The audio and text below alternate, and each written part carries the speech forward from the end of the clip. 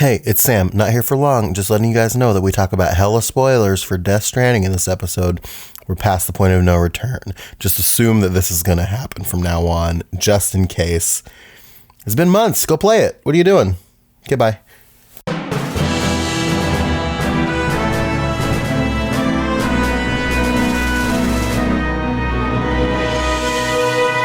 Here's to you, dear listeners, and welcome to another episode of Metal Gear Mondays, the most thorough Kojima-themed podcast on the internet. My name is Sam Wright. I'm your host, and we are joined this week by Cole Duncan. Want to take this moment of my introduction to welcome back Zach James to the U.S. He's not on the pod, but I love him anyway. And Chris Hampton. What's up? Yeah. I'm still here. You can't shake me. Yeah. Tennessee's still here, and my boy Chris is still here.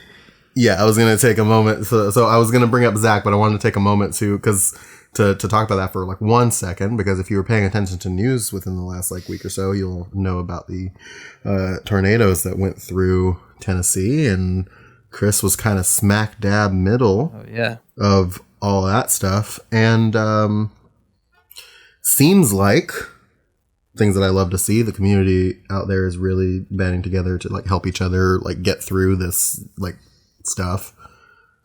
Yeah, it is. And yeah, I could go into lots of details about that on the Patriot Club. But yeah. So if you want to hear a little bit more about that, check out the Patriot Club. We'll talk about that on the next one. Mm-hmm. But yeah, and then the other thing is Zach again is back in America, which is very cool. He's still in the process of kind of moving, and Zach is back. Don't tell a friend. Now, because he's a narc. Don't tell a friend, because Zach is a narc, and he will find you. He will narc on you. He will narc on you. It doesn't matter what you're doing. He will narc on you. King of Narcola, Zach James over here. Big Narcola guy. But yeah, he's still kind of resetting up his whole life, and then once he'll be back, and we're super excited because the time is ticking ever closer. Not only to Zach returning to the podcast, but to Boys Trip. Boys Trip. Boys Trip. It's about a month. It's about in a month right now, a month and some change. Yeah, just about. It'll probably be approximation. Is that a fortnight? Yeah. What is a fortnight? Fortnight's two weeks. A fortnight is a battle royale video game in which. Fuck you. Shut up. Fuck you. Shut up, Sam. It's 2 weeks, right? It's either 2 weeks or 2.5 weeks. Okay, so we're two fortnights out. Yeah. Yes. Exciting shit. Cole, you and I are going to bring this back. This old way of keeping time. What, a fortnight? Yeah. I don't know if I can with a game because I don't know. There's a whole entire generation that doesn't know that's a unit of time measurement. Yeah. In a video game. But it's great trivia though. So hey, it is great trivia if you don't trivia, know, now you know. I can't say the word. Trivia or Fortnite. Fortnite. Say it. No. This podcast isn't going anywhere until you say it, so you're only holding them up. I'm not. Say it. You just said it. Say it. I know, but now I have the context of the game, and I just do not like the game. And say it. It's not that I don't like the game. It's I hate the culture around the game. Say it, you fucking coward. Fortnite. Fuck you. Let's move on. Say it louder. No. Confidence. Take it back. You're not my dad. Shut up. Take it back. No. Confidence. Wow. Children, please. So this week, as we have discussed, our little announcement that we made last week and whatever day that was, is an outer op, which is of course the opportunity for us to kind of talk about various things and read your listener responses, which we kind of called for a little bit. And we have a couple of really great responses that we're going to talk to about. Typically, we have a topic that we also discuss, but we got a couple of great questions within our listener responses that I think will suffice for topics to discuss. So we're just going to roll with those. But first, as with every outer op, we've got a couple people to thank from our Patreon. Of course, if you donate $5 and up, we thank you on the podcast for your generous, kind donations. Yeah, we just want to make sure that we thank all of those people. So if we want to get started, Christopher, Yeah. we'll begin with you. Ben Lewis on bass guitar. Ooh. I gotta thank Mr. Chase Cortez. Well, while you're at that, I'm going to thank my boy Dean. My man Dean, just holding it down. Dean. Well, fellas, I have news. Yeah? Do you? Jack the Ripper Keating is back. Oh, shit. Holy shit. Sorry. That one hit me really hard. Kept you waiting for that one, huh? I liked it. I Did like it a lot. Like it was funny, and then it was quiet, and then it really just spoke to my heart. So I just wanted to say thank you for that, Chris, and thank you, Jack Keating. I gotta give a quick shout out here to Mr. Josh Shermer. Well, while you're doing that, I have to give both a shout out to my boy Isaac. Because I got to try to do this the way that he used to do this. Because I believe in you. I have to thank Mr. Joshua Wiley. Hey, Is that good? Is that good, Josh? Josh, like, let me know. Like, was that good? Like, yeah, was that anything? Who do you prefer? Like Isaac or Isaac? Like, Yeah. you know, just like let me know. Yeah, you prefer yeah. mom or dad? Yeah, like mom or mom. Who do you want to live with? Well, oh my God. Guys, guess who just walked in? Who's that? It's the fucking Cody Coates. No. Yeah. The Cody Coates? The Cody Coates. The one and only Yeah. Cody Coates? No, it's not. Just We walking also in have- here thinking he can do what he wants. He can do what he wants. This is can. Cody Coates. He can do what the fuck he wants. Yeah. Don't let that. Don't. Like, hey, chill. All right. Right. Just relax. All right. I just want to give another quick shout out to my favorite doctor and yours, Matt Smith. He is my favorite. Just kidding. He is my favorite doctor. Yes. Matt Smith is the great doctor, but this is not. I mean, unless this is actually Matt Smith, the actor, who's keeping his identity secret from us because he's such a big fan of Metal Gear. He wrote in and said explicitly to not say that he was. This is all a ruse, dude. Like, why are you going to blow his cover like that, dude? Well, see, that's the great thing about having a name like Matt Smith is it's very clandestine. yeah, It's a very clandestine name. I mean, where do you hide in a sea of John Smiths? in a mat. Hide in a mat. In a world of John Smiths, be a Matt. Be a Matt Smith. I think I've said this. I've been on record on the podcast before by saying that this is like one of my favorite names for the Patreon. I really want to thank both this person and their parents for naming this dude, Mr. Michael A. Nielsen. That's a regal ass name, my dude. Like that's like LMM baby. I should be able to say like there should be like trumpets playing when I say introducing Mr. Michael A. Nielsen. Yeah, exactly. Well, you know, there are some people who have names like that have their own for sure. weight. And then there are people for whom they need no introduction. Mr. Wolf. Oh, Mr. Wolf. The Mr. Wolf will be seeing you soon, Mr. Wolf. Yes, we We're will. talking to you soon here, my guy. Oh, yeah. Yeah. Very much looking forward to that conversation. Yeah. Oh yes. You know, but you know what I love? What I love the most? What do you love, Sam? What do you love? I just love announcing this fella here. He's got a long string of nicknames. He's got a lot of history, but this man right here, Nikki Z in the place to be, my dude. Nikki Ziggy Stardust, Booyaka Ziggler, baby. What? Ziggler, baby. Nikki Booyaka Stardust. I love it. So I can't tell if this next guy is actually like me and in me and Chris territory because of the acronym at the end. But I really love his first name because I love you, Bubby. I really gotta say thank you so much to Samuel VA. Now, are you from Virginia? Because Virginia is for lovers, and you know what? I'm here for that. Yeah. Yeah. Don't know. Maybe. We'll wrap Whoever up. you are, I love you. Well, who do we have next? Who do we have next? Who do It we is- have next?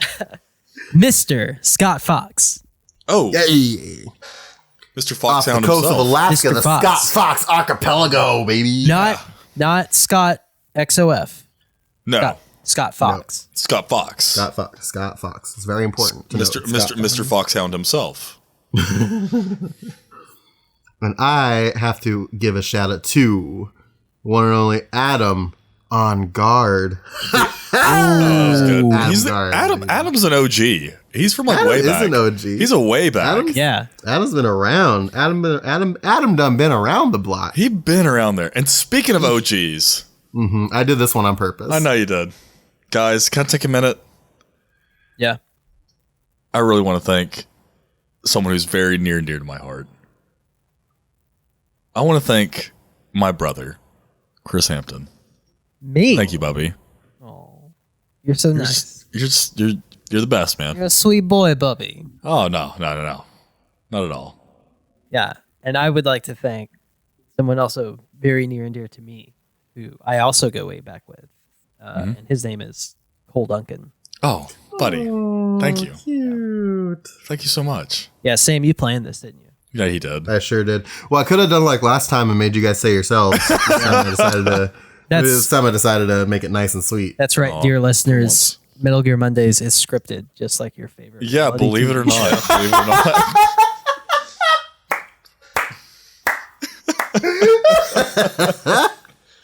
It sure is.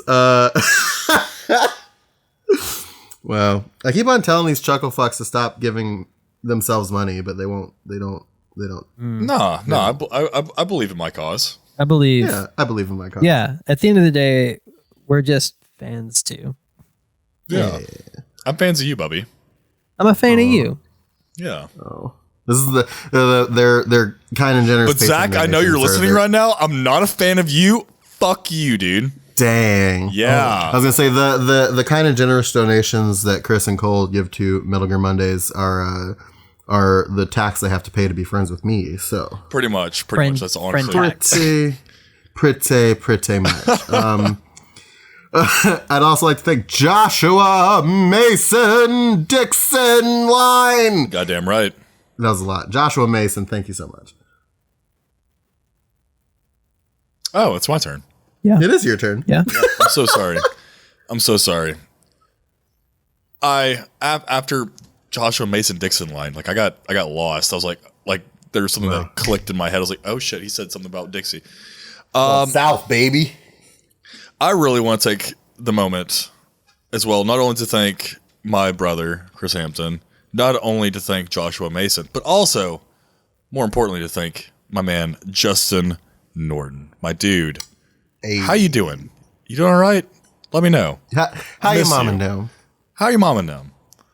How you mom and them? Tell us.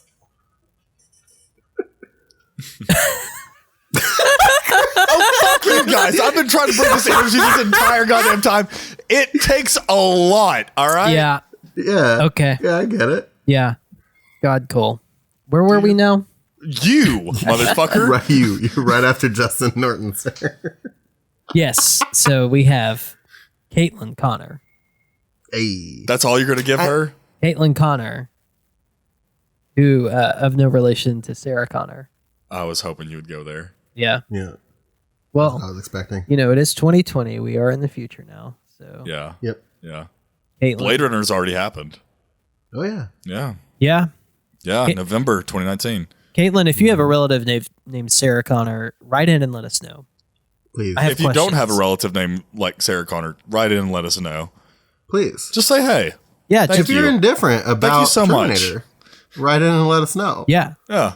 If you also Absolutely. hate Zach James, write in and let us know. Yep. If you are Zach James, go away.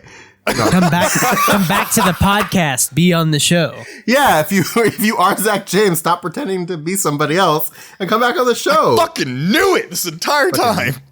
Fucking narc. What a narc Caitlin boy. Connor, man. Caitlin Connor is actually Zach James. I knew it.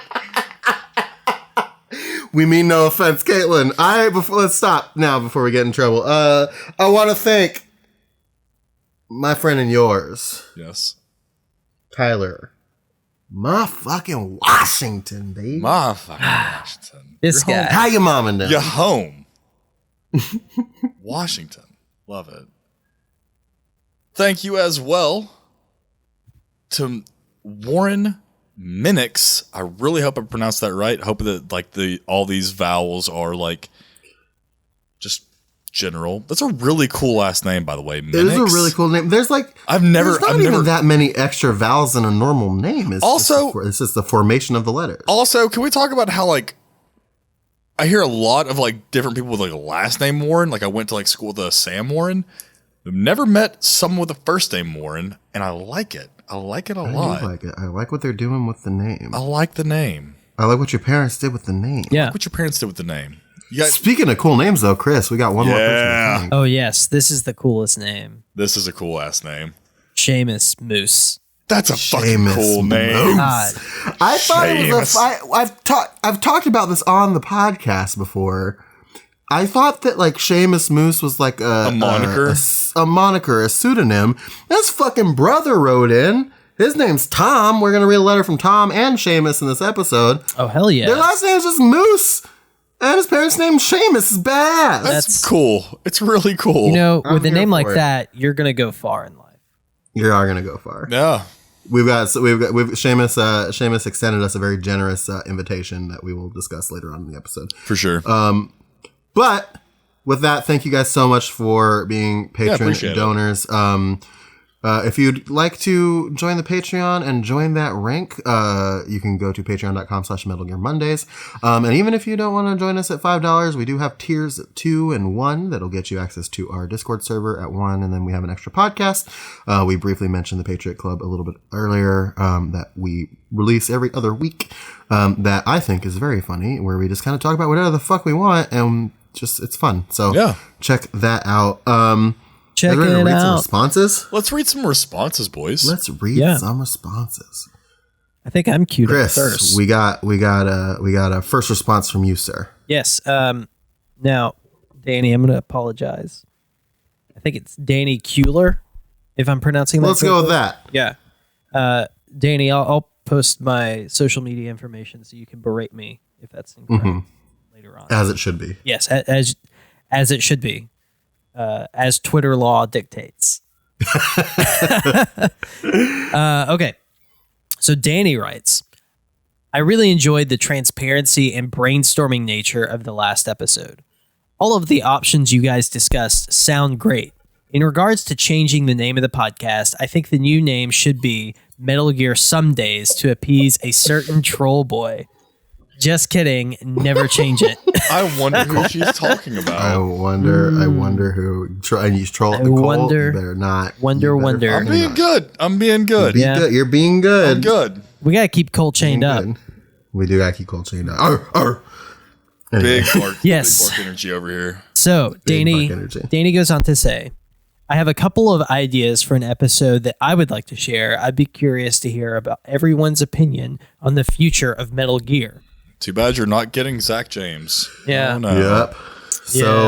So we'll take these. Chris, you'll read one. We'll kind of discuss it, and then we'll move on to the next one Okay. because there's 3 questions here. All right. Yes. There are 3 bullet points in 3 Danny's. bullets. The first is, Bang, bang, bang. do you want a Metal Gear Solid 6? I would only want a new one if it was about the boss. Thoughts?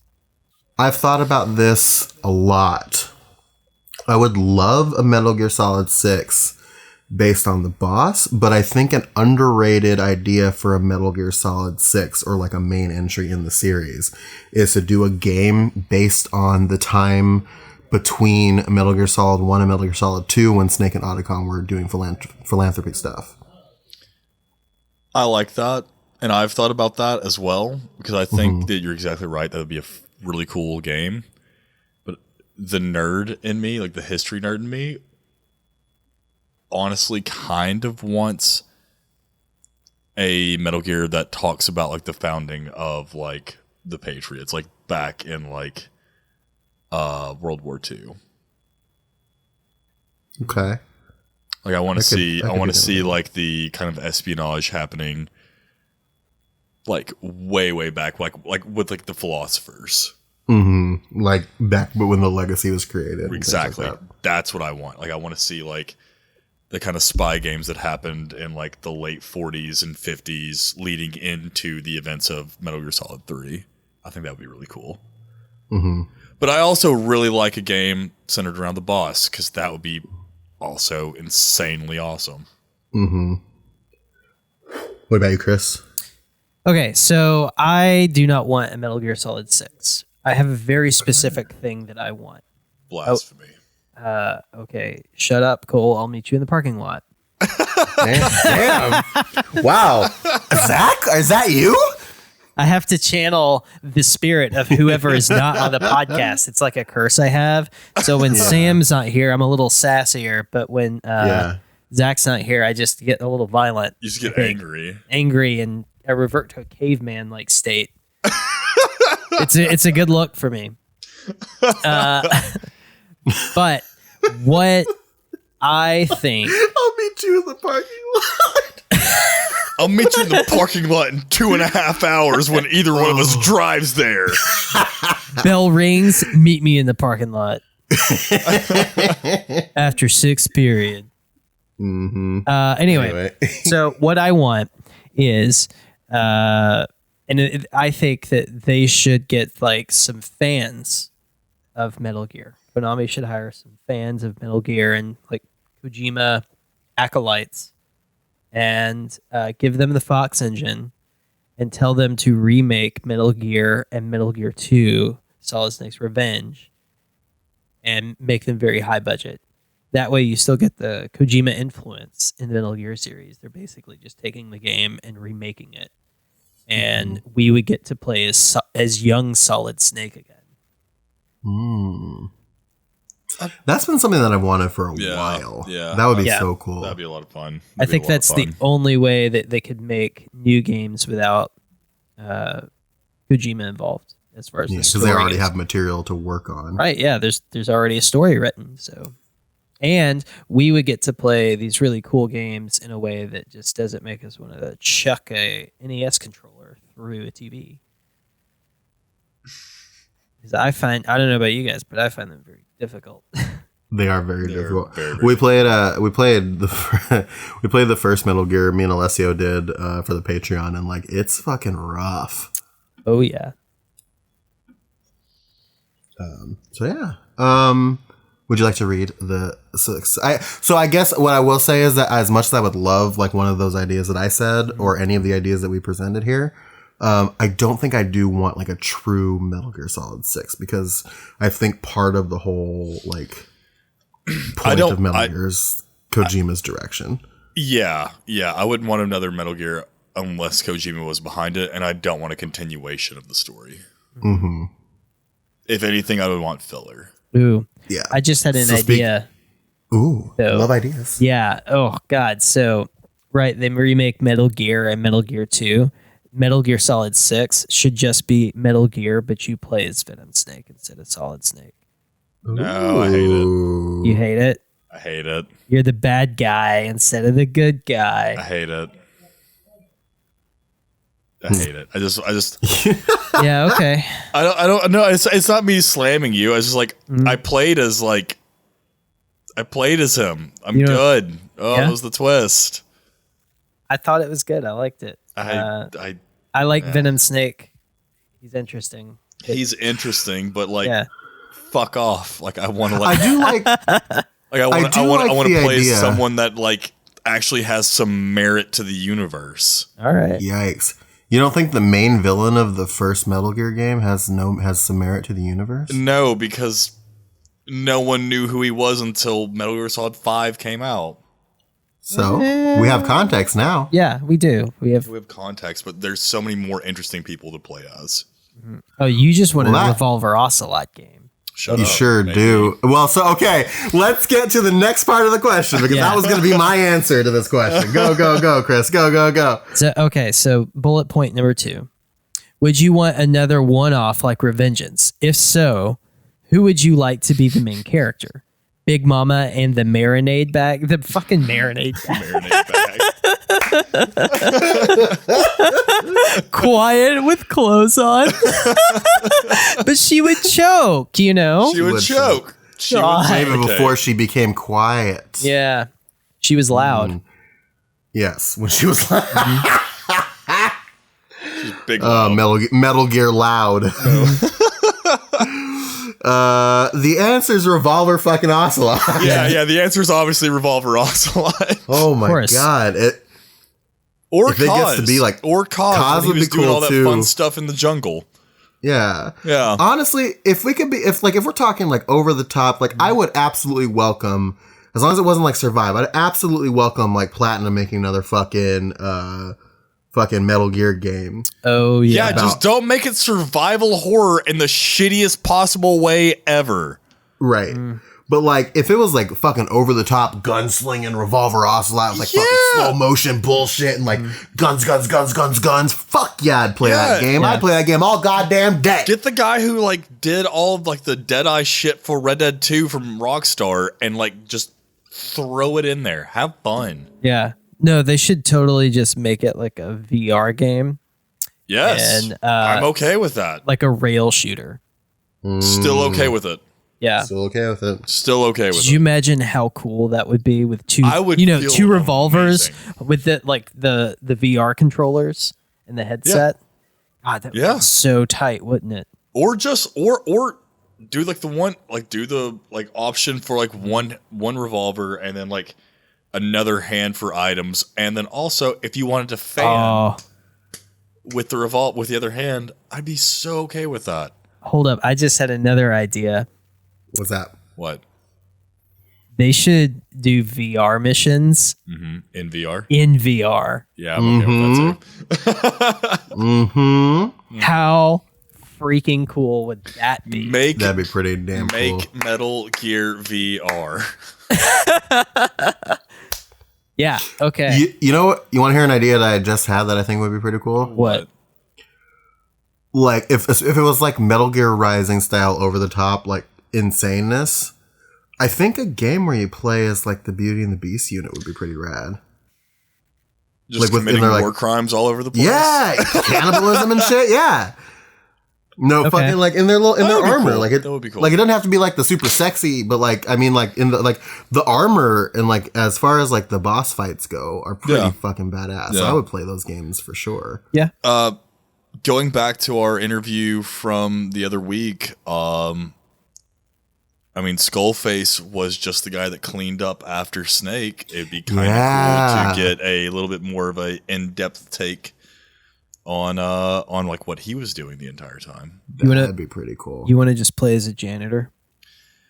Well, I mean, like, yeah, There's a game that game exists. it's already. called People Death love it. Stranding. Shut the fuck up. Oh fucking come on! No. This is your fault at this point, Duncan. Is it? Is it really? Yeah, you keep on bringing it up. Yeah. We were well, done. I We don't were know. done, and then you brought it back I'm, up. I'm not done dragging the game to an extent. I think a No, game. I think it'd be cool because I mean, like, the whole point of like Skullface was to clean up from behind, like clean up behind Snake, but at the same time, he was still gathering intel that Snake did not. So he was learning things that Snake didn't, and I'm okay with that. I'd like to learn more about his life. Yeah.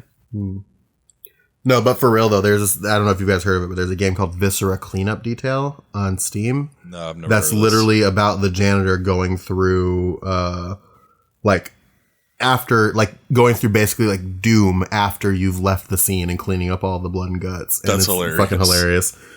Yeah. So just skin that with Metal Gear, slap a sticker on it. Let's go, baby. All right, and then we got one more bullet point. Yes. The last bullet point is: what about a Metal Gear fighting game like Super Smash Bros. With all of the bosses and characters from the series? Or should Metal Gear die with Survive? Thanks for all your hard work with the pod.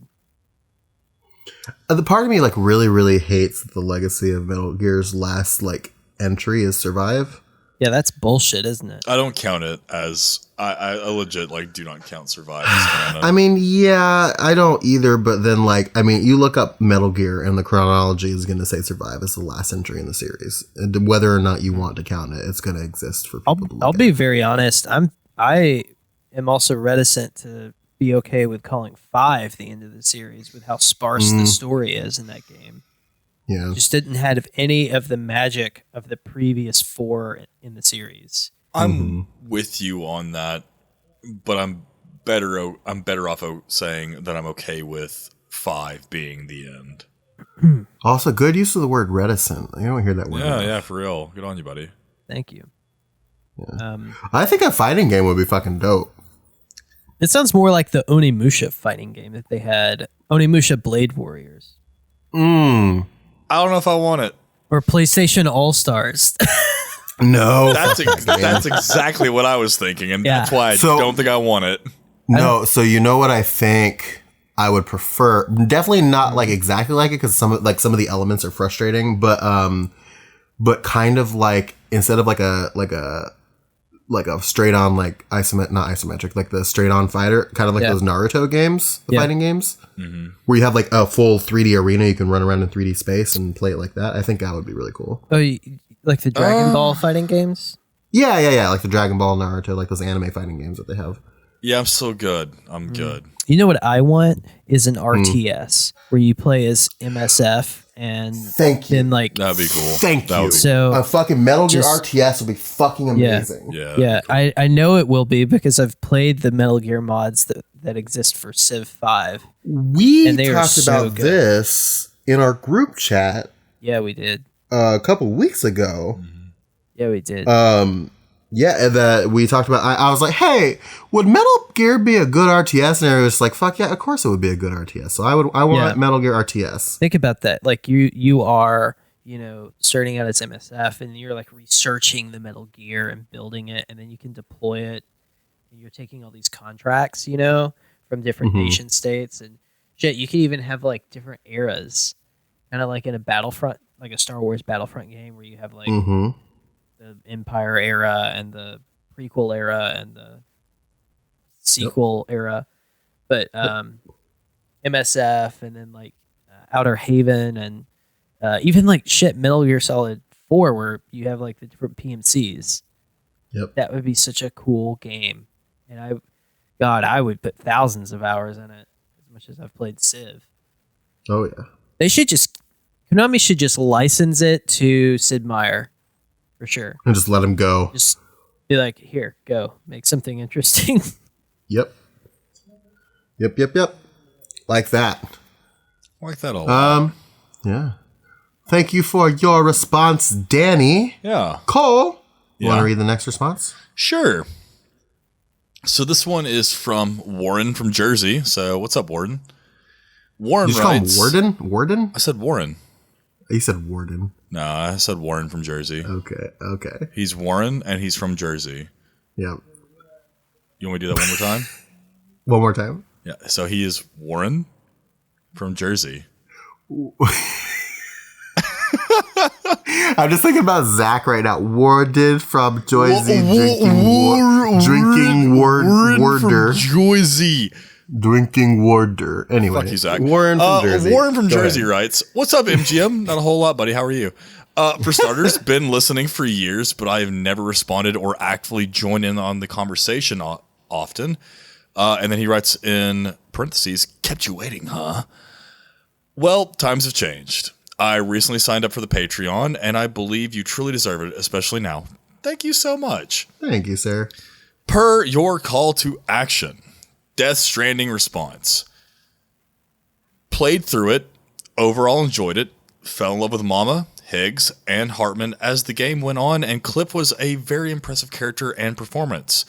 While it was over the top and annoyingly handholdy at times, I agree, I still had a great time, and to start basically from scratch to having finished a game in 3 years is quite impressive and a good starting point for a Konami-less Kojima. I'm excited for his next project as his efforts for some characters were well done, especially villains and atmosphere. Big agree. I can agree on that point. Big agree. Big yeah. agree.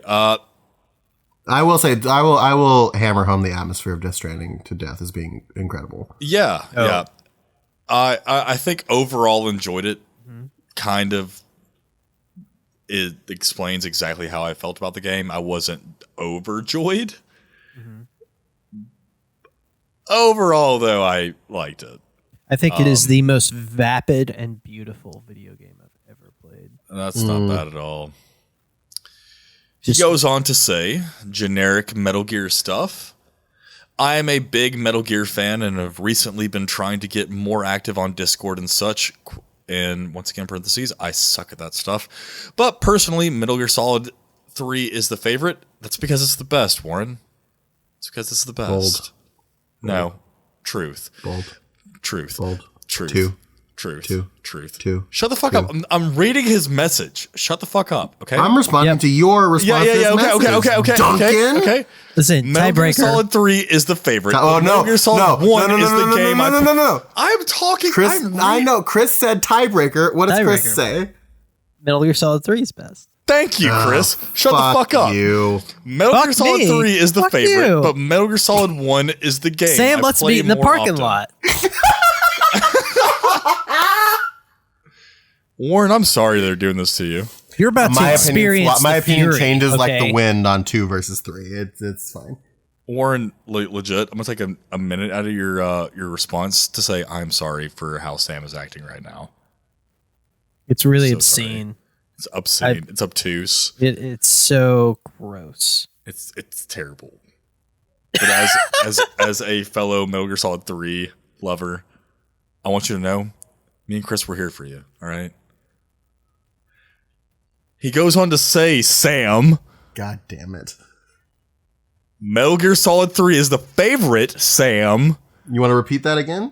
Metal Gear Solid 3 is the favorite, Sam. One more fucking time. Metal for me, Gear Solid Duncan. 3 is the favorite, Sam. All right, continue.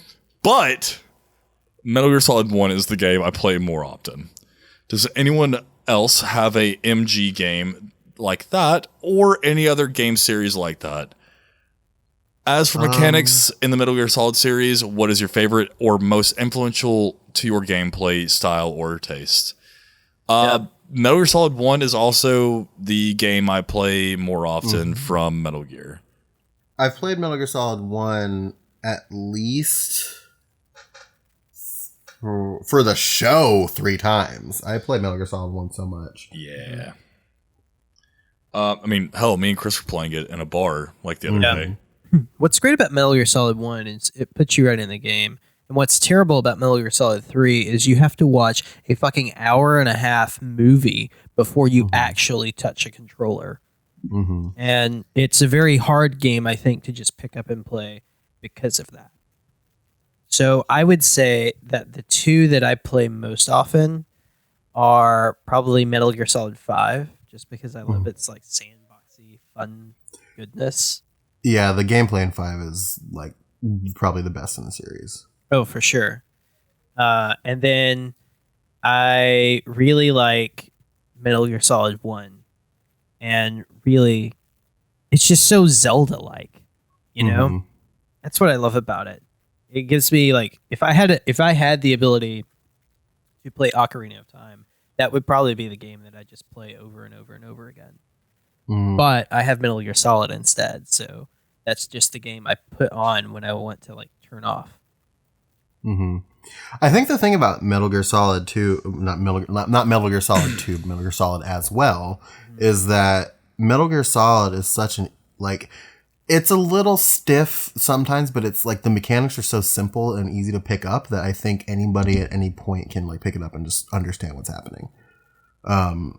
So I think it's such an easy game to play, and I think 2 is like that as well. because it's borrowing so heavily from Metal Gear Solid 1. But I think like it's not a complicated game to play, the first one. No, so I think that's another reason why it endures so much. No, it's difficult, but it's not complicated. Yeah, exactly. But I think as far as like mechanics in the series, I think with 2 introducing, I've been on record on this podcast as saying that I like to fucking punch dicks and just get the fuck out of there.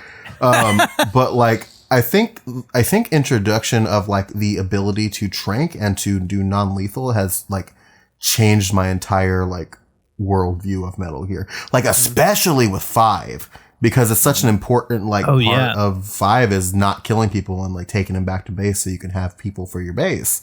Like non-lethal is such a like great thing. I totally agree. And honestly, I will go on record to say before Metal Gear Solid 5 came out, when I was in high school, I would play just the tanker mission on Metal Gear Solid 2 over and over and over again. And yeah, that is just so fun. And like that game was kind of sandboxy with its play elements too. Yeah. The melting ice and all the bullshit. Right? Yeah. So yeah. I'm going to kick it back as predictable as ever and say that 3 was my favorite as far as mechanics. I liked the idea of constantly changing my camouflage. I like the idea of, switching to a suppressor in the middle of like a combat. It felt more tangible to me. I can agree with that. I think looking back at 3, and I think they were bound by the limitations of the PS2 at the time, but I think if like that switching was a little bit more streamlined, I think it would be way more enjoyable as a mechanic, but I think the idea of doing it is really good. And the thing is that it wasn't even just like the camouflage. It's like, oh, you're hurt. You now have fixing yourself up. You now have a cap on your HP. You need to do field surgery. You need to, put a splint on your broken arm. You need to reset your shoulder. You need to, sew up that bullet hole. Like, all of that is just so in depth and was just so cool to me. Like as a, young kid, whenever I played it, like, yeah, I thought it was so cool. Like trying the different kinds of animals and seeing how he reacted. Right. The game is very experimental in that way. And that's like kind of, to me, the spirit of Metal Gear is like the experimental approach of here is your objective. How are you going to accomplish it? Yeah. Go. Yeah, I agree with Get that. out of it. Like I said, we were joking around earlier. My opinion on which one is the best Metal Gear sways like literally every 5 seconds between 2 and 3, because I think 3 has such like a cool old school like James Bond style vibe, and it's also like the mechanics are also like super impressive and like very engaging, whereas 2 has that fucking buck wild story and like all that other stuff. So it's kind of like picking apples and oranges. I give you and Zach and Alessio shit for like loving 2 so much, but 2 is definitely like my, like if 3 is my top, 2 is immediately right underneath it. Yeah, 2 is great. So, they're both great games. Yeah, they're great games. Definitely. We can. I think we can all agree. Probably 3 and 2 are the 2 best games in the series. I think so. Yeah, I'll agree with that. Maybe not story wise, but definitely. Yeah. He goes on to say ideas and thoughts of what to cover in 2020 on MGM. Am I not supposed to be like reading his like cliff notes? What do you mean? Oh, sorry. I thought you were like laughing at that. I was like, nah. No, I'm laughing. His first like sentence is just like, yeah, this is very anti-Cole. Without not unintentionally being anti-Cole. But continue. Well. I love your pivots to films and horror games. Big Bond fan and horror fan. Games and films. Well, fucking good for you.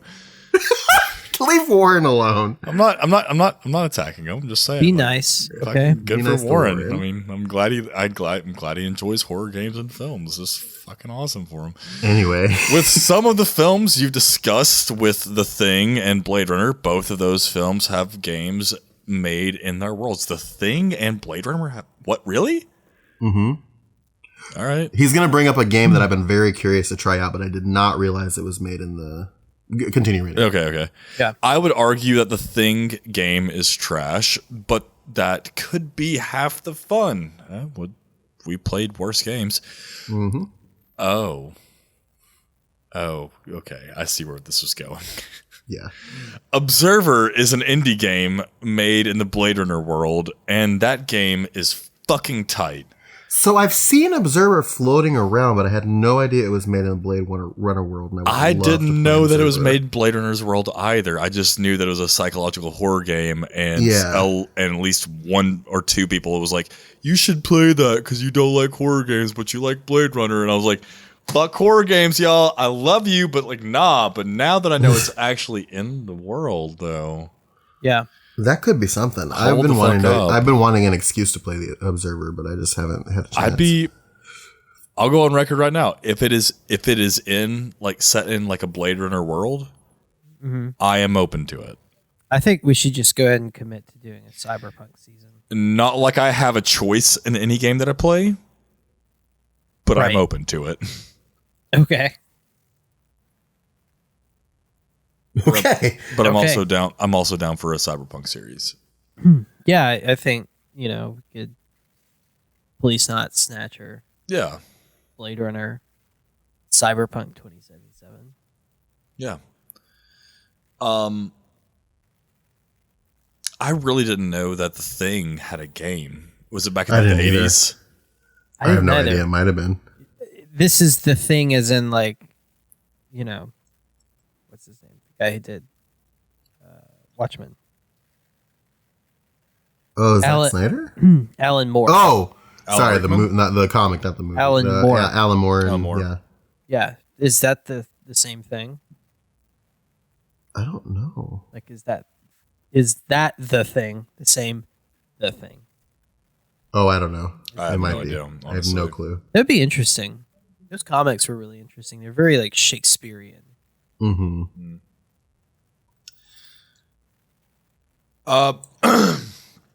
Warren goes on to ask, would you be open to doing a Metal Gear music episode? Some decent stuff in there, and I know you discuss it in the game seasons, but maybe a drill down through each game could be fun as an episode. I'm completely down. I think we talked thought about this.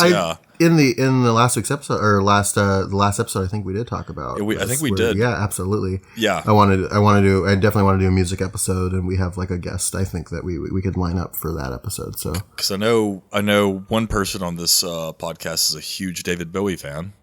yeah, Oh, multiple yes. people on this podcast are huge David Bowie fans. That is very, very true. Oh, That is yes. very true. Yeah, no, I'm completely down for that. Mm-hmm. I'd love to.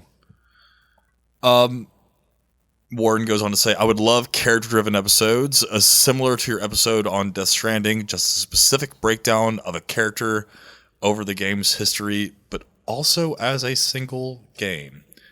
Also, something we are definitely going to do. We're definitely doing that. Yeah, Definitely. I've been wanting to do that ever since I became a part of this podcast. I've wanted to do obviously Ocelot because Ocelot is my favorite character, but I would love to do Kazuhira and literally anyone else. Yep. Oh yeah. Oh, absolutely. I think an Otacon episode. I would love it. Definitely in order. I would love to do an Emmerich episode, just run down the family tree of Otacon, all the Emmerichs. I would Huey, love that. Emma, Yeah. Yeah. I would love to make these very highly produced, almost kind of an essay style. Sure. yeah, absolutely. Sure. I'd love that. I am down. And my favorite part of your question. New name for MGM? What? What? Who would ever suggest that?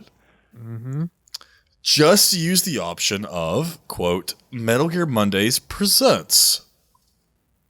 if you really want to change the ep names, but it still keeps it under the MGM, which we all love. And you know what? I'm honestly okay with that. I kind of like that.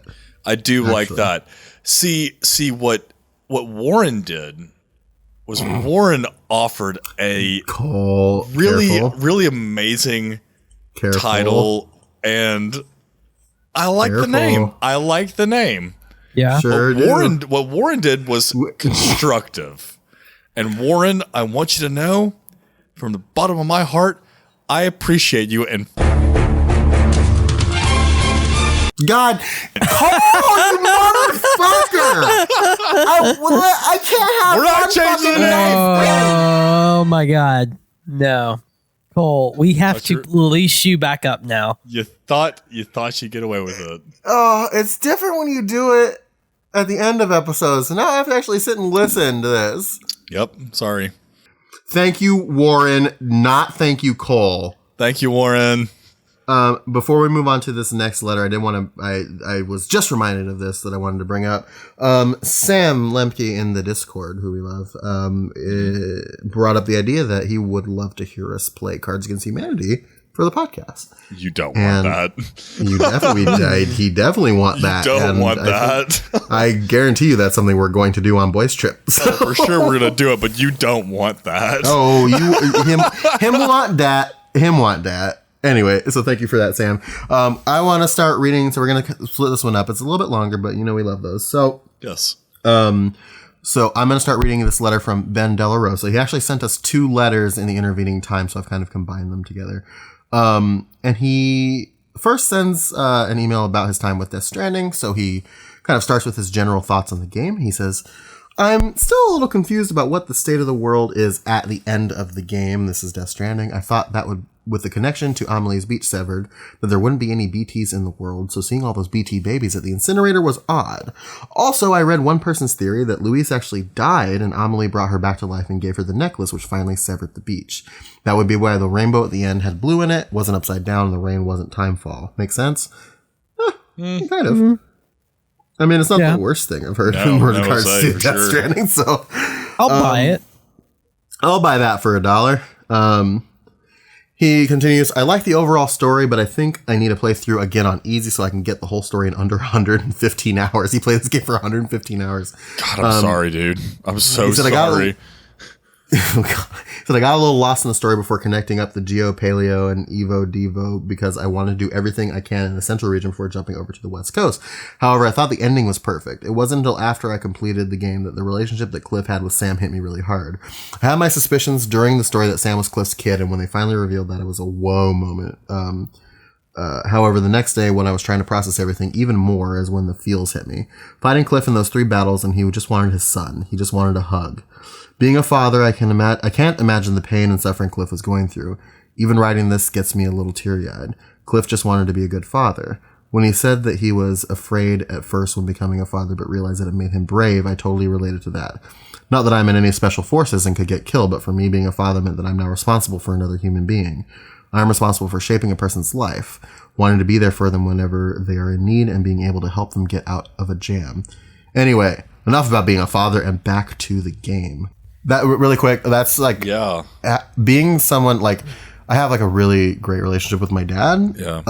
And so like I talked about on the show, the relationship that Cliff, like this idea that Cliff like is trying to be this good father, even in death, like it hit me so fucking hard. Yeah. And I can sympathize with that.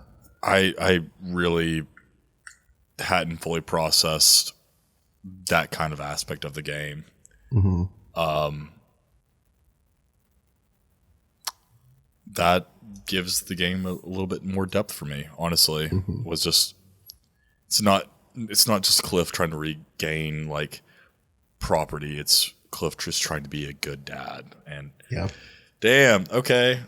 Yeah. Now I'm and then also the other thing too is like thinking about that too is just like knowing like what kind of dad my dad is and was like one day it makes me want to be like a good father. Sure. One day, whatever, if that's in the cards for me. So I don't know. It's pretty important, but yeah. Ben continues. I really hope that Koji Pro does not make a sequel. They might make DLC though, which is bullshit. Anyway, Let me just say, I wholly agree with this. Yep. Because I think it would take away from Death Stranding. I like to think DS. I'm just gonna say Death Stranding or he abbreviates because it's throwing me. I like to think Death Stranding is as a unique game in its setting. I wouldn't mind seeing a prequel around the first Void Outs and leading up to Death Stranding. I think if they make another game in the Death Stranding world, I hope they don't use Sam as the main character. And it would be a really different theme, something other than making connections. We already did that. Yeah, we did a lot of that. We did a lot of that. Yeah, I feel like Zach would have something to say if you were here. It's probably on something unintelligible. It's okay. Keep going. Okay. Ben continues, I obviously really like the game, hence the 115 hours, and still playing, going for platinum. The game was far from perfect. Yeah, better than me, for sure. I'm not going to platinum this game, I don't think. At least not anytime soon. I know I'm not going to platinum this game, so... So I ended up liking it a lot more than I thought. The vehicle controls were terrible. Yep. There are climbing surface issues where a small fall insta-kills in some areas, but not in all areas. Mm-hmm. The passive online mechanics are still a mystery. Mm-hmm. They should have allowed you to add PSN friends. Yes. I get that the goal is to help random people, but it would have been nice to be able to pick 5 friends to add. I said that too. Like it would have been great. It would have been a totally different game would have been if all of us were playing it together and we were like working together. Yes. It would be wild. 1,000 times yes. I think I would have invested more in like the infrastructure stuff if I would have had. Oh, yeah. I cared about you People boys. Like I want to You help you guys guys. could have been driving on my roads. Yeah. Could've. You guys could have been Could've. using my like rope ladders the entire Hell, time. I Go could up have the been mountain. repairing your roads and like doing shit like that. Yeah. Because not to say like I think what we're saying here too is like don't completely remove the random people elements from it, but like give us the option to have like a posse within that like area. let me support my boys. Like I want to help them. Absolutely. Yes, absolutely. And the game is about connections, right? So anyway, I get that the goal is to help random people, but it would have been nice to be able to pick 5 friends to add. I've read some new ways to force meet PSN friends through the game, but I haven't had a chance to try it yet. An audio option for the emails would have been great. Yes. Absolutely. Skipping to the BT alerts, which is now patched, would have been great from the beginning. Yep. I totally agree with the crew that the mocap and acting is incredible in the game, especially Tommy. Yeah. TJ? Yeah. Mama's scene being trapped in the hospital was crazy as well. Yeah, those like teeth. Mouth is just. It was weird. It was a bit of an uncanny valley, I think. A little bit. It was very scary. The details made those scenes so realistic that I would forget that I'm playing a video game. The game is absolutely beautiful, and I'm looking forward to wandering around in a world just taking the scenery. Whenever Low Roar started playing, I took that as a cue to spin the camera around as I was walking to appreciate the scenery. Yeah, that's what I did too. I did too. And honestly, I've been thinking about getting like some sort of nicer PC recently, and I think I would absolutely pick up Death Stranding for PC if I did that because they have the photo mode, and Which I don't understand why it doesn't have a photo mode anyway. Because that's the thing about like it's such a it's a perfect game for photo mode, and like most of like all of the tentpole like Sony games since like Horizon, maybe even before, have had like photo modes.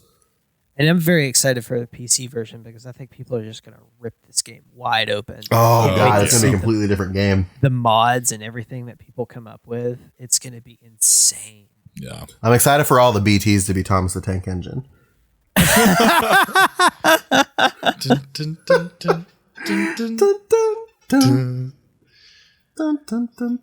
Anyway. He goes on to say, my playthrough, I typically only play on the weekends, which is one of the reasons it's taken me this long to get through the story. East Coast was a good training ground. I went back once to connect up some folks I missed, and doing so, I figured out clearing BT areas is a great way to farm Chiralium. Yes, it is. Mm-hmm. As I was making my way to South Knot, I decided to go for the Platinum, and which it was too hard. Oh, he switched it. Sorry, that was my bad. He switched it to hard and started making premium deliveries. Yeah. For the to making premium deliveries. For better or for worse, that switch my mind into efficiency mode. Sorry, I was like, I'm really sorry. I'm like, the copy over from like our Discord or our Discord and our email is kind of weird. I became a road construction worker. I was really lucky that when I connected up to the Craftsman, a couple of sections were built for me. I built the rest of the way from the Craftsman to South Knot. That wasn't too difficult because the mule camps were rich in materials. I spent so much time in a truck full of materials going from one paver to another. When I had the mission to head to the mountain, I loaded up the truck again. I made it all the way to the incinerator and then decided to do more deliveries. Once I got Mountain Knot connected, I built a road back to the incinerators to connect that up, then started the roads all the way up to Mountain Knot. That's when the material requirements got ridiculous. I finally realized that I should connect up the area with the pavers, so I utilized the shared materials from the online world. I don't know why I didn't figure that out earlier. I literally built most of the road on my own. Once I connected up all the areas, it was a lot easier to complete the roads. I didn't start using the zip lines until I got to Mountain Knot and after Mama merged with Lochna. It was interesting hearing everyone's honesty about getting Mama's body to Mountain Knot. Yeah, because that was except for Chris, because he did the exact same thing. Yeah. I mean, like, mine wasn't terrible. I just had a straight shot, but with like ropes. It was easy peasy for me because I had most of the road system built out. Well, fucking good for you and Chris. I don't mean that. I do mean it for Chris. I don't mean it for you. The sections that were missing at the time was from Mountain Knot to the mule camp in the marsh area, which is easily navigated with a truck or a bike. I was able to find a path to the rainy mountain area, so delivering her body wasn't that difficult. I have mixed feelings about zip lines, which is good as well for you, because I have no feelings about zip lines because I've never used one. Never ever. Never ever. Again. Yeah. Same. We've gotten a little bit of flack in like emails from the Discord about this. Oh, we've been getting a lot of like hate. But here's the thing, boys. I wear this as a badge of honor. I didn't have to. Ooh, yeah, take that shit. Yeah, take that, chat. This is something I mentioned to Alessio as well. Love you, Alessio. I initially thought that they were great, but then I kind of felt like they took away from the game a little, because I didn't feel like the struggle to make deliveries anymore. I would do deliveries on foot once in a while, or if I had to, but zip lines kind of made the game feel like a chore. However, now that I'm done with the story and I'm going for 100%, I love the zip lines again. Once again, apparently zip lines are amazing, but I have no idea how good they were. Can confirm, on my second playthrough, I used the zip lines a little, and they make the post game very, very easy. Really? Yeah. Like, I've seen videos of people who've just had an entire ass network, you know? Yeah. And they can zip across the map. I've never seen deliveries to the fucking wind farm so easily done. Just because of zip lines? Yeah, because of the zip lines. So it's fucking wild. Yeah, and anything that can make the wind farm easy. Oh my god. I'll take it. I have PTSD from the wind farm. Ben continues, before my journey into the mountain area, I tried to star up a lot of the preppers. I unlocked a ton of great stuff that would have made your guys' journey a lot easier, mainly the backpack cover.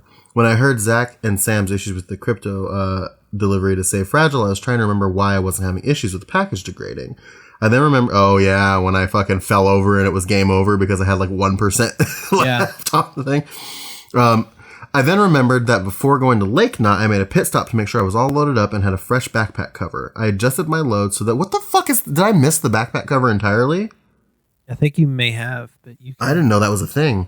If you level, you only get some of these things if you level up to like 5 stars on your. On certain prep. Oh, that makes a lot of sense. Okay. I adjusted my load so that the crypto was protected by the cover and didn't have to worry about any damage unless I fell. Also, just in case the team wasn't aware, for delivery packages, the timefall only destroys the container and not the actual contents of the package, meaning even if the game warns us that the package is ruined, you can still use a container spray or a timefall shutter to bring it back to 100%. Warning, the package will probably get destroyed if the container health is 0 and you fall over, which it did, which would make sense because the container doesn't provide any protection. So Ben continues. As I've mentioned before, I've kind of paused the story right before connecting the Geo, Paleo, and Evo Devo. Is that like... Yeah, the Evo Devo unit, remember? Evo Devo, yeah, right. These names, though. God. What is this? Because I wasn't sure if it would throw me to the West Coast right after connecting everyone. I spent a lot of time on the Zipline network and starting up the preppers in the mountain area. I didn't 5-star everyone, but I at least got everyone in the central region, including the veteran porter and the first prepper, excluding Pizza Guy, connected up to the CA. Higgs, we know. Yeah, Higgs, man. There were times where I felt like my Sam was a little OP. Backpack cover, hologram disguise, level 3 rifle, level 3 all-terrain skeleton, able to carry 7 hermetic grenades in pouches, 8 blood packs in pouches, the extra ammo pack, power gloves, level 3 boots, otter hood, level 4 armor. After unlocking the grenade launcher, I was pretty much unstoppable. Yeah. Yeah, it kind of sounds like it. Yeah. I no longer had any anxiety going into the Mule or BT areas, and I had no worries about going into boss fights. When Chris said that the last Mads fight was a walk in the park, you have no idea. Since the level 3 rifle is silenced, I just hid in the shrubs and picked people off. When Mads came around, I used the grenade launch and watch him choke on my blood, which I feel bad about since he was my father. I do love, so this is the end of Ben's first letter, and I do love the contrast of starting off being very emotional about the fatherhood and ending with he's choking on my blood, which I feel bad about. Choke on my blood. Also, can we talk about how that's the most metal way to end a letter? Yeah, watched him choke on my blood. I watched my estranged father choke on my own blood that I launched at him from a grenade launcher. That's metal as fuck. After I picked off a bunch of his cronies with a silenced machine gun. Yeah. Like, what the fuck? That's metal. Fuck you, Dad. Fuck you, Dad. Rebelling. This is Sam's teenage angst. God fucking damn it, Cole. Yes. Number 2, baby. No more. And then, so that was the end of Ben's first letter, like I said, and then his second letter, a little bit shorter, talking about it was a response to our Metal Gear vs. Death Stranding episode. He says it's very hard to stay objective with this comparison, but it's also hard to compare a single game to a series, and I think the crew did a fairly good job.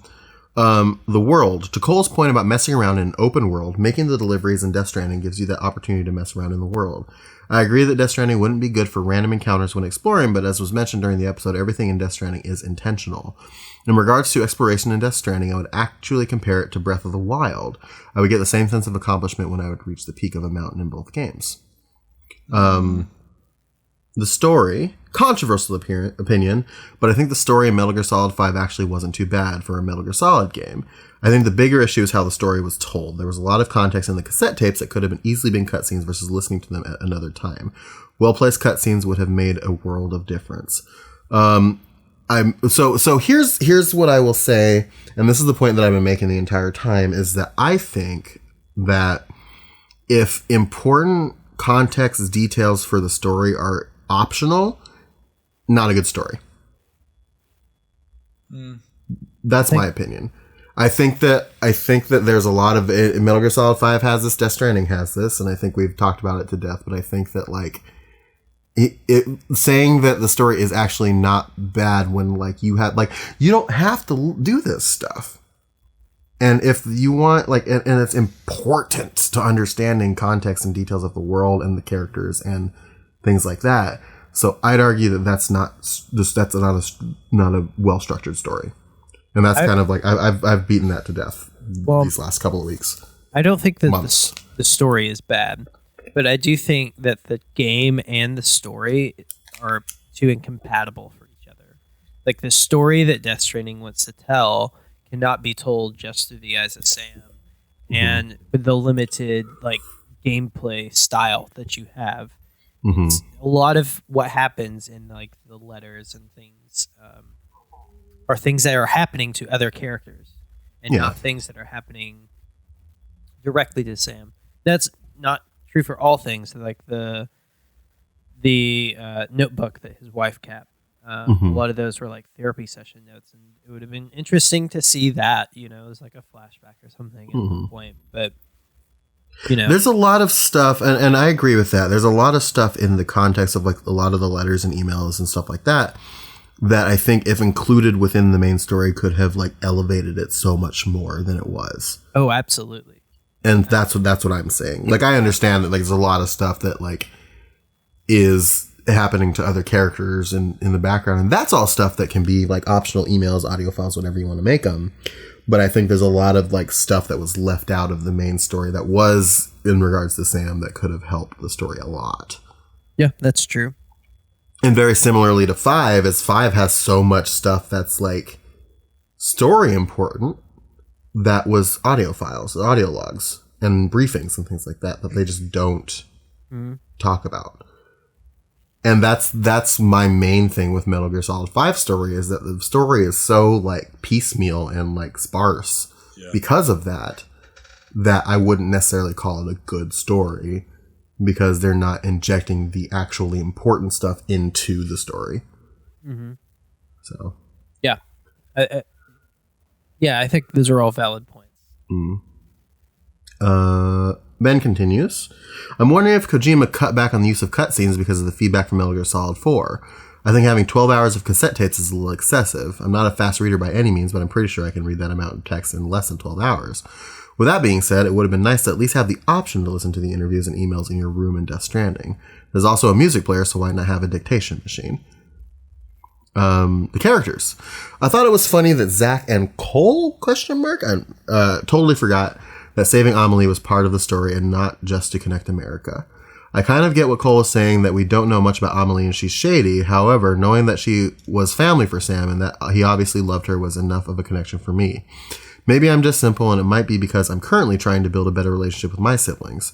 For me, saving a family member or a loved one, for me, is motivation enough to walk across the country. Also, I get that from a player viewpoint, Amelie is shady as fuck, but in Sam's eyes, she can do no wrong. It's kind of like when a parent has the viewpoint that their child can do no wrong. No matter how many people tell them their child is a little shit, they don't listen. A messed up unconditional love. Imagine having some psychic ability that no one can really explain. Also imagine not being able to be physically intimate with anyone due to a phobia that no one can really explain either. Then imagine you find someone that you love enough, your true love, soulmate, that you can overcome that phobia and you're going to have a child with. Here's where it gets all fucked up. Imagine that your soulmate commits suicide because of the nightmares and fucked up dreams they are having due to the child that they are bearing. Because the child has the same psychic abilities that you have. Imagine that nuclear war breaks out and the business your family runs and you are a part of is being blamed for it. You leave the family company and they don't back you. Then imagine that your mom dies of cancer and your sister is the only one left in the world that you love and care about. She's in potential danger and stuck on the other side of the country. For me, saving Amelie was always the primary objective, and connecting to UCA was just a byproduct. I get that Sam saying fuck America over and over again is annoying, but for me, that just reminded me that we're on this journey to save the only person he cares about. Us as players don't learn about the suicide until late in the game, potentially after the main story. I wish that was revealed early, but I guess Kojima really wanted Sam as a blank slate for us to fill in. That's like solid. That is solid. That's solid as fuck. Yeah. Here's the thing. Uh-oh.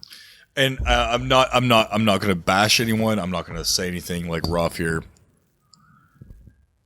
That is honestly probably the best from the time this game has come out. This is probably the best like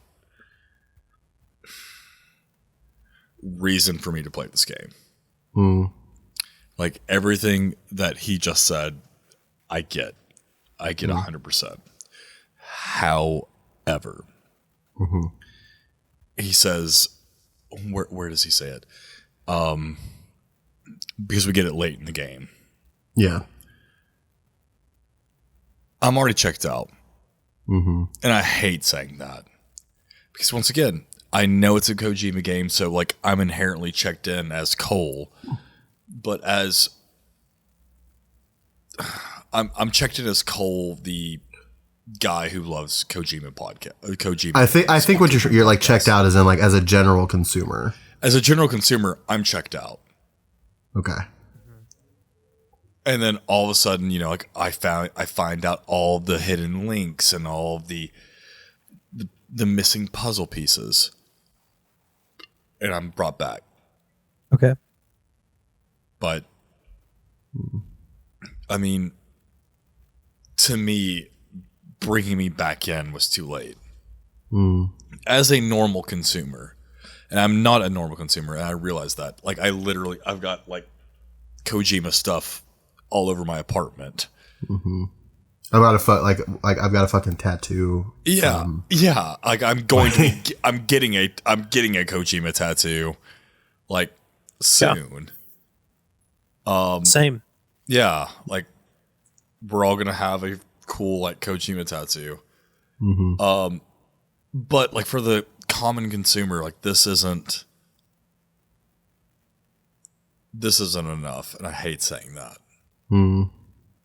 But Ben, you're absolutely right. Like this is a reason to like this game, this game, and like the story. It makes sense where it makes sense that he's saying fuck America, but still doing it because it's not for America, it's for Amelie. Yes. Yeah. Absolutely. So, Ben continues. Kojima girl. Kojima girls. Before Death Stranding came out, I was telling a friend that my theory on the Kojima perv level in the Metal Gear Solid series is correlated to the fact that he did not want to make Metal Gear Solid games anymore. And it was an I'm going to see what I can get away with type of fuck you to Konami.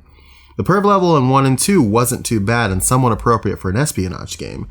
As the team pointed out, that's us, Kojima drew some inspiration from the Bond films. Looking at Meryl's butt and the unzipped suit of Sniper Wolf kind of fits. In 2, Snake masturbating to a poster while hiding on the locker wasn't needed, odd boyish humor, and that was a hidden thing. I don't recall any other pervy things in 2. After that is when the perv scale really started getting off the rails. In 3, blatantly objectifying Eve in every cutscene using the excuse that she was a spy. 4 had the BB Corp trying to look up Naomi's skirt, bouncy boobs, and talking to Rose in the codec. Peace Walker had the weird dating sim with pause, and there was a scene where you had X-ray type vision to look at a wound. And when you zoomed in on her, you would see her past her dress to see her in her underwear, and then zoom in past the underwear layer to see her bones. In 5, you had to kick it up a notch, have the female characters in bikinis, not just quiet, all the female skulls too. Can you imagine if you had to make another Metal Gear Solid game? The opening scene would probably just be infiltrating a brothel where all the females are completely naked and asking Snake to give it to them. Oh my god. Jesus Christ. Probably. So I want to address one thing, and I feel like I can get some shit for this, and I'm okay with it. Cool. That is I am Cole Duncan on Twitter. Yeah. Feel free to add me. I am Cole Duncan on Twitter, Subterranean Homesick Brews on Instagram. In 3, blatantly objectifying Eva in every cut scene and using the excuse that she was a spy. Yes, I do agree with that, but I will forever be a defender of the fact that Metal Gear Solid 3 was much more of an homage to like old 70s and 60s like film when it came to like spy thrillers than it was anything else related to Metal Gear. And that kind of femme fatale and I don't know, rakish masculine spy. Rakish. Yeah. Like that dichotomy is there. And like if that wasn't there, I don't know if I would have been as invested into the whole like Eva and Snake kind of tension. Do you guys know what I mean? Yeah. I can see that. I get that. Yes, he was doing the whole he was being creepy by like modern day standards. Yes. But that was the point. Yeah. I think it does. I feel like a shithead for saying that. Like, yeah, he was being creepy, but that was the point, man. Like, because obviously I don't want anyone to be creepy to anyone, but for the context of this game and where in the time period that it took place in, yeah, I get it. Well, I get that, and I can agree with that as well. But like within the context of what he's saying, like it does ramp up a lot from 2. Sure, and then you also have to think, not even like the Kojima Girls thing, but if you think about like stuff that Volgin was doing, like he was like, there was a very heavily implied sexual relationship between him and Rykov. That is, he grabs the testicles to make sure it's actually him, and like it's all very like creepy and like pervy. That's very true. Outside of the female context. So I think the theory tracks, and I think maybe he was trying to be way over the top with it. Who knows? Maybe. Yeah, because we do know that he didn't want to make games after 2. He barely wanted to make 2. And so, I could see him trying to say, you know what? Was he trying to make a statement with, like, making Rykov a villain who was also like homosexual? Was that a thing that he was trying to say? Like, who knows? Yeah, exactly. I mean, I've thought about that a lot. I'm like, why is one of the only villains or one of the only people who are not heterosexual portrayed as? I mean, because it's not explicitly stated that Rykov or Vulcan are homosexual, and this is the only time we're really seeing that. So I personally haven't thought about that. Yeah, I also think like that time it was still not like as socially acceptable to be gay. No, it wasn't. It was in early 60s. So who knows? It could be. Ben has one last little point here for music. This is one thing that wasn't discussed that really surprised me. It's a very broad subject for a game, so I'll just stick to one point and the crew can discuss everything else. The timing, without a doubt, the timing of the music in Death Stranding was better. I can only think of 2 times in the Metal Gear Solid series where the music really sticks out. Heaven's Divide when you fight the Hind D and Peace Walker, and the latter boss in Metal Gear Solid 3 with Snake Eater theme song. Though personally I prefer Metal Gear Solid's music over Death Stranding's music. I honestly don't know if I would listen to Low Roar if it weren't for Death Stranding. I think we are going to be doing like a full episode on music, so we'll kind of save our thoughts. I hope so. For then. But yeah, I think there was probably more like really killer music things in Metal Gear Solid that I can't think of right now. But Death Stranding's timing and the way it used the music, it was impeccable. Oh yeah. So yeah. As a result of Death Stranding, I bought all the Low Roar the Low Roar albums on vinyl. Yep. Yeah. And it's just fantastic. Yeah. And really I love that it's introduced me into something else that I really love. And, you know, I think to me, that's what Death Stranding is going to stick out to me for, is like not something that I really love on its own, but in the context of like what I did with it, which was play with it while my best friends did too. And then we talked about it a lot.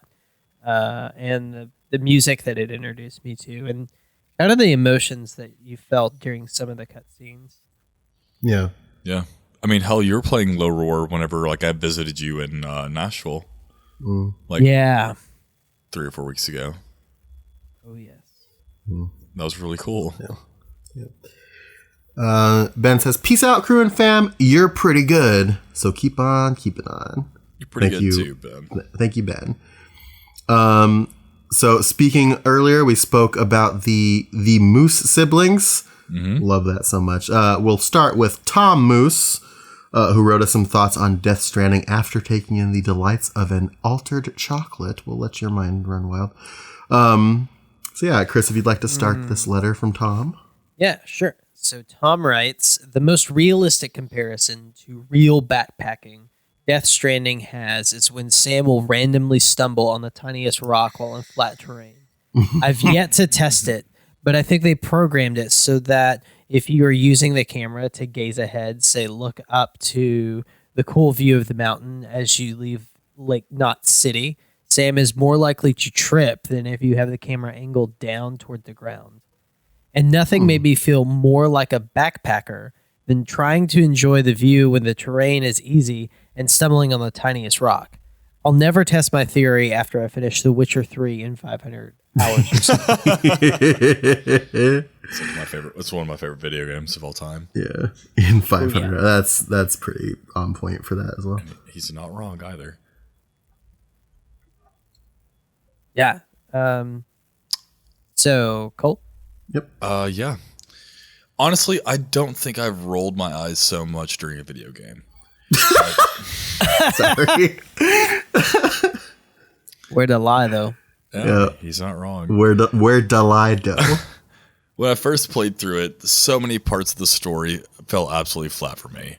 I scoffed at Kojima for being an Anglophile and making a game where you, quote, must save America, quote, and wanted to tell him, dude, America was never as great as the movies made it out to be, and we're a goddamn dumpster fire right now. I scoffed at a lot of the moments that were meant to be heart-wrenching with the characters I'd barely gotten to know. Oh, you're preaching to the choir, dude. I was looking forward to carrying Mama to Mountain Knot City because her story seemed like it could be really touching. But then she didn't say his thing. That was Zach's whole problem. Yeah. I feel like Zach should be reading this right now. You think someone who knew they were dying would want to talk a lot, right? Mm-hmm. Kojima gives characters that have been shot in the fucking face by Snake 15-minute exit speeches. Yeah, you remember fucking Skullface? Yeah. But I know that's been covered on the podcast, so I'll end rant. No, Bubby, keep going. We're here for it. Please write in again. Keep going. Tom says, like Seamus, I dislike the interaction with everyone you deliver to. Thank you, The pre-recorded responses felt canned, and the only emotion I usually felt towards my customers was annoyance at the ones who were supposed to be jerks till you brought them 2 packages. Even the first prepper, who have to deliver a zillion packages again to join, gave me no real emotional connection. Right. Yeah. I don't care. Fuck you, dude. Like, I've done so much for you. The literal least bit you could do is let me, like, put my necklace on a pedestal for you. Yeah. He put that necklace on a pedestal. It's been discussed on the podcast that a lot of the story of Death Stranding is in emails that people send to you. I think that's true, but more importantly, I think a lot of Death Stranding's emotional connections are supposed to be in the emails. I'm with everyone who thinks it's a pain in the ass to read emails, but recently I've begun to think that the emotional connection being in the emails is a very deliberate choice and is part of the overall point Kojima is trying to make with the game. I said the story fell flat with me, but for some reason the game and the game's world has stuck with me. I know you've heard of Joseph Campbell's The Hero's Journey and how it usually involves an everyman, someone everyone can relate to. I think that's one reason Kojima liked Norman Reedus for the role. He not only can play an everyman, but an every American. When he became famous on The Walking Dead, I know people from all walks of life in America who loved this character because he seemed like just a good, down-to-earth American trying to do the right thing. I think Norman Reedus in Death Stranding represents the every American. I think Death Stranding is a treatise on what every American needs to do to help heal our country. That's interesting. Mm-hmm. I thought of this when I realized something stupid last week. when I first played the game, as I was scoffing at Kojima for being an Anglophile and making some hokey game where you're going to save America, Sam was scoffing at the idea of trying to save America. I mean, I'm not stupid. I saw what Sam said and did. I just didn't draw the parallel between what Sam was feeling, what I was feeling, what the game was trying to say. Sure.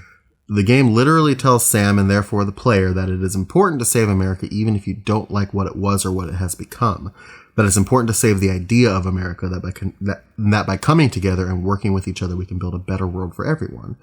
But this is the only example I can think of where the game literally tells the player something, and I was annoyed by it at first because most of the NPCs felt like NPCs and not people. The whole time I was playing the game, I was thinking, yes, I get it, Kojima. We have to connect with one another and learn to love one another if we're going to put out the dumpster fire that is our country. I brought you a metaphor. Zach, where are you? Zach, where are you? But just let me actually meet some of these goddamn people. I can't feel a connection to this hologram. And then one of the first preppers we do meet is that weird lady who smashes her hourglass. Ugh. And that brings me back to the emails and why I think Kojima is making a point by holding so much story and emotional connection in the emails. Side note, no, wait, it doesn't bring me back to the emails. That chocolate's really kicking in, and I thought of this, so bear with me. You know how the chiral network and the Death Stranding are related? How the chiral network might have helped cause the Death Stranding, and how Sam reconnecting it causes more problems. Tell me if this makes sense. In the game world, the Death Stranding is what caused everyone to become isolated in their own structures. Death Stranding, the game, is all about connections, specifically the connections we make with one another online. The chiral network helped cause Death Stranding in the game world. I wonder if Kojima is saying that social media is the real world's Death Stranding, because while it seems to connect us in a lot of ways, it actually isolates us. Which finally brings me back to the emails. Chris, would you like to continue? Yep. Can I talk about that for a second? Oh, yeah, absolutely. Sure. Yeah, I think he's spot on here. Yeah, that's hella powerful. Yeah, and I seem to even recall reading a interview with Kojima where he said that if he were to design a social media network, you could only do positive things on it. Like there would only be likes, no dislikes, and whatever, But yeah, so continuing. Yep. I think Kojima put so much of the story and emotion in the emails because he was trying to tell us the way our world is built right now. We are going to have to find real emotional connections with people via stupid emails that we probably don't want to read on our tiny phones. It takes work to sit down, focus, and try to connect emotionally with someone via email. The studies have shown that a handwritten letter elicits much greater emotion than the same words in an email. But Kojima is saying not only do we have to do that, we have to go out and connect with strangers on an emotional level using this really cool technology that really connects us, but it's still vastly inferior to the real thing. We have to try and really connect with people as we argue over politics on Facebook or some other example of social interactions online. Blah, blah, blah. I honestly think that's why the chiral hourglass woman has her speech impediment. Don't you get a few emails from her before you actually meet? Yeah, I think you do actually get some I think so. Messages from her. They may just be from her mom. I can't remember. But I do remember that I was surprised by the choice to give her a speech impediment. Now, I think Kojima did it because he was trying to remind us that people can be very different in real life from what they present in social media. Yeah, that's a pretty good point, man. I vibe with that hard. This is I like this a lot. Yeah. This is actually, I think, one of the more detailed analysis of Death Stranding that's like impacted my perspective of the game. So, great letter. Yeah. Oh yeah. Cool. He goes on to say, I think Kojima was also trying to say something with the lack of action in the gameplay. It's a game that discourages you from killing people, coming from the guy who created the most badass soldiers in video game history. The game mentions the concept of the stick and the rope several times and is obviously trying to teach us to use the rope. I think limiting the actions and killing in Death Stranding is partly Kojima telling us in the real world that Americans need to use the rope and not the stick. The game has had 3 horrifying chapters where we walked with tortured ghosts of soldiers fallen in conflicts that could have been avoided had people used ropes and not sticks. And now, today in the real world, people are getting pretty angry with one another, and it seems like many people are just looking for a fight. Death Stranding is here to try and teach us to use the rope and not the stick in order to save America. And none of this even touches on the online aspect of the game. That's just one big giant metaphor for you need to help one another. Heck. I think that's the whole reason for the weird multiverse that must exist, because of all the other Sams running around in there. Sam is the every American. We are all Sam. We must help each other. He mentions, he said, I'm going to play through again after I finish The Witcher 3. Please but this do. time but this time I'm going to disconnect my PS4 from the internet and play without the aid of other players. Ooh. I freaking love the gameplay of the game and want a really hard challenge. I'm going to use that playthrough to read all the emails and really try to connect with the characters. Then I plan on going back to my file that nearly finished and spend a lot of time just helping and connecting with other players. And then I think I'll write Seamus a handwritten letter. Bye. I'm too lazy to proofread this. I love you, Tom. Thank you very much, Tom. I love you too, Tom. Please write me whenever you finish The Witcher 3, because I really want to talk about it. Mm-hmm. Yeah. Me too. And speaking of Seamus, we got a letter from Seamus as well. Greetings, Sam and company. I've been trying to get around to writing you an email again for quite some time. The difficulty in doing this is that my ideas on Death Stranding are numerous, in-depth, and complicated, but here's a basic rundown of some things that I could talk about for 10 pages apiece. This is deep. So, what does it mean to be alive? And if the proof of living is within our connections, are those connections made valid by simply existing or by how useful they are? I believe this philosophical debate is at the center of the argument for whether or not BB is simply a tool or a living creature with a spirit. At the end of the game, whenever BB leaves the pod and finally transcends into being appreciated as a living being beyond its usefulness, this question is addressed. Yeah, that's hard. Yeah. I believe this game wants you to think about the loneliness of work. Both you and the preppers live in what appear to be very lonely lives. Even after they connect to the chiral network, you're one of the only tangible visitors they get connecting them to the outside world. And they, in turn, are some of the only connections you have to the general population of America. Every time we enter a city, we see a very large number for the population there, but we never see these city occupants. These holograms at shelters are some of the only people we, quote, see, and the interactions with them are some of the only pieces of satisfaction we get for keeping on. So no matter how removed or impersonal these interactions or how much they didn't develop them during the video game's creation, they are still our motivation through the lonely expanse of our mission to reconnect America. Basically, while work can be a lonely endeavor, it's also something that connects us. Come to think of it, this idea of a lonely work building connections probably provided some solace to video game developers spending 20 hours a day making a video game for people that they'll probably never actually get to talk to. I touched in my last email on the shock I felt whenever I realized we were going to visit a battlefield in Vietnam. Even to this day, Vietnam is discussed much less than World War I and World War II, conflicts where our enemies were clear and could be argued as close to pure evil as an enemy as you could get. I consider myself a history buff of sorts. Welcome to the club. Shouts out. Yeah, and tend to get into a lot of conversations with other history buffs. However, these conversations usually stay on uncontroversial subjects in America's history. Tensions are high now and people want to avoid arguments, but just like Die Hard meant to take responsibility for his past actions and through analyzing them become a better leader, all of America must analyze our past actions in order to solidify ourselves into a collective mind state, which can be led or something. I have so many more ideas and honestly notes about all of Metal Gear itself from listening through every single episode of the podcast I love so greatly, which brings me to something that gives us all a connection, I think, from listening to recent episodes.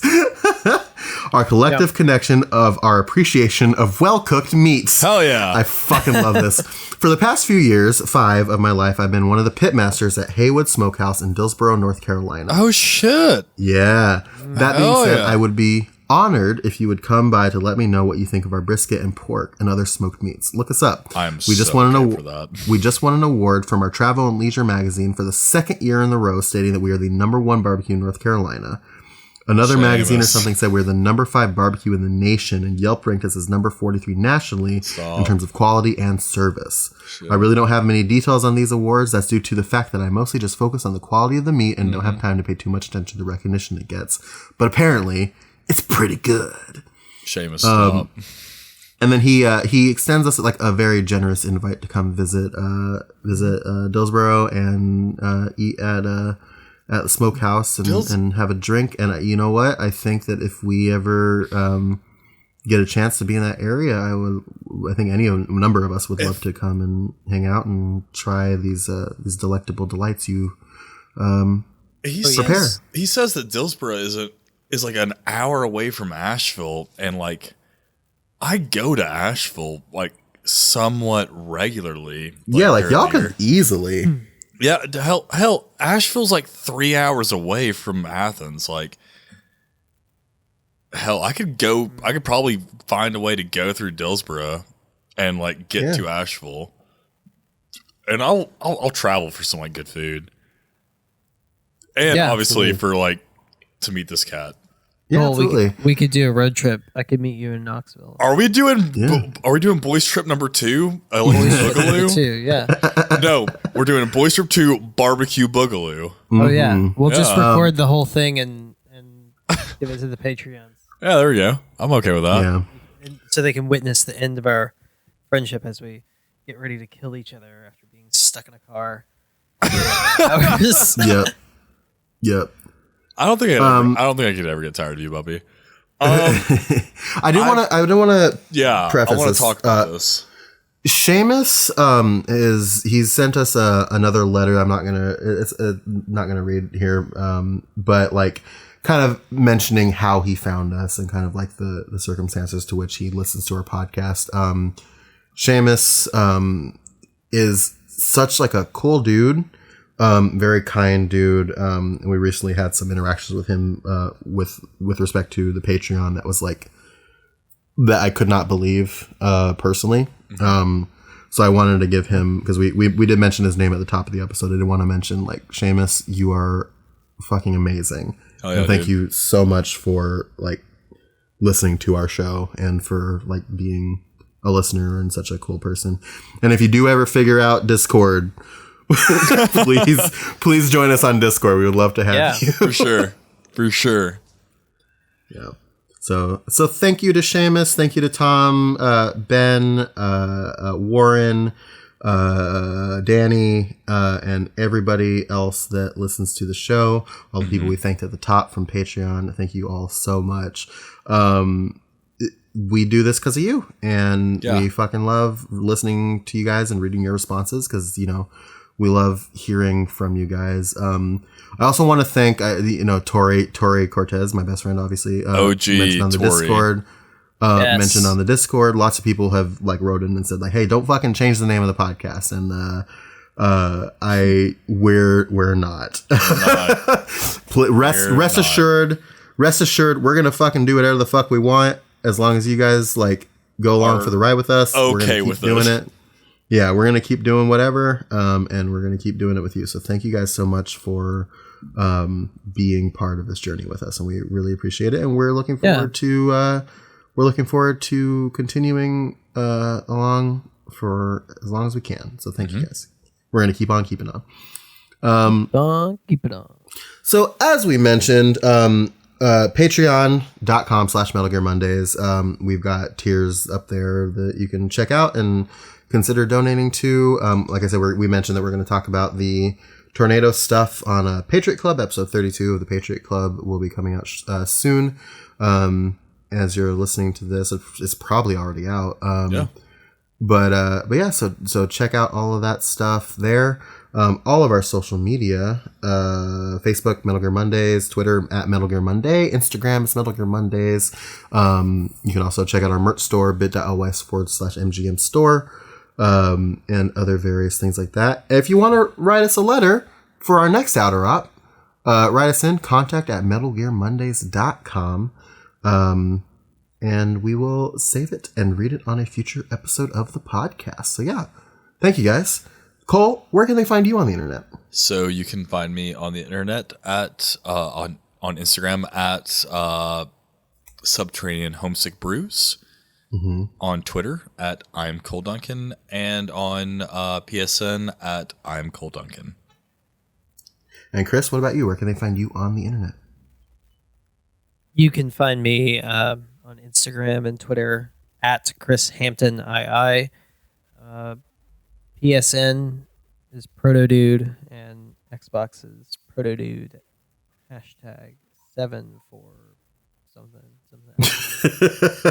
Xbox is convoluted and whatever. Just yeah. Zach will be back. I think either next episode or the episode after that he should be back. But regardless, you can find him on Twitter and Instagram at author Zach James. And then you can also find him on YouTube and the gaming areas as Maverick Rooster. And you can find me on the internet at Sanjul on Twitter. That's SANJUUL. That's Instagram as well. And then you can also find me on YouTube, bit.ly/Sam Does a Thing, and PlayStation is Deadpool Alpha. And with that, ladies and gentlemen, we have to go. So, Chris. Yeah. Would you like to roll us out? Yeah.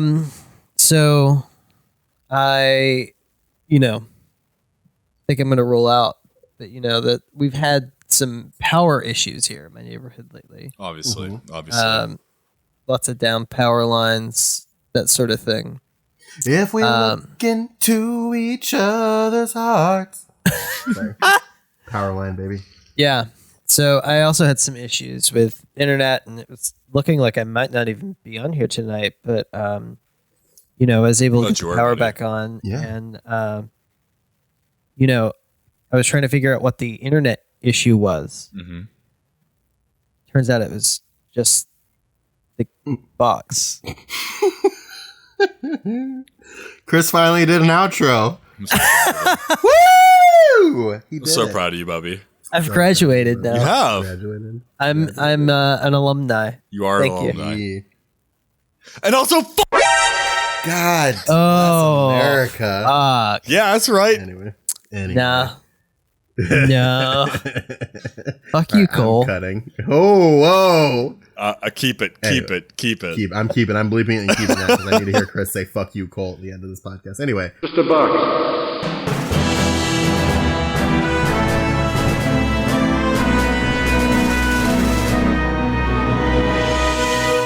Let me get some of that water. That warder. worder. Get us into Worder. that worder. That Hey, it's warder. Brad Leone here. Welcome to It's Alive. Oh, that's alive. MGMs. Put a little water in here. Get that Allison out of that garlic. Get Allison. It's been That garlic has a little Allison in it. When Yeah. you smash it up, get the Allison. God, I've watched so much of this Bon. It's such a good Either. show. It's alive on the Bon Appetit YouTube channel. If you guys aren't watching, you Go need check it to. out. Go Yeah. check it out. It's amazing. That and Gourmet Makes Claire. Oh, I Yeah. love her. Oh, Claire. Claire. She's amazing. Claire, if you're listening to this, and you find yourself in the Nashville area sometime, I would love to treat you to a very nice dinner. Oh, Claire Saffitz. Maybe The we call is could- out. You give me some baking tips. I'm getting the vapors. Ooh, I declare. I do declare. Purely professional. Sure. Purely professional. I work in the food industry. He does. Anyway, you But also, had your water break. my water. Okay.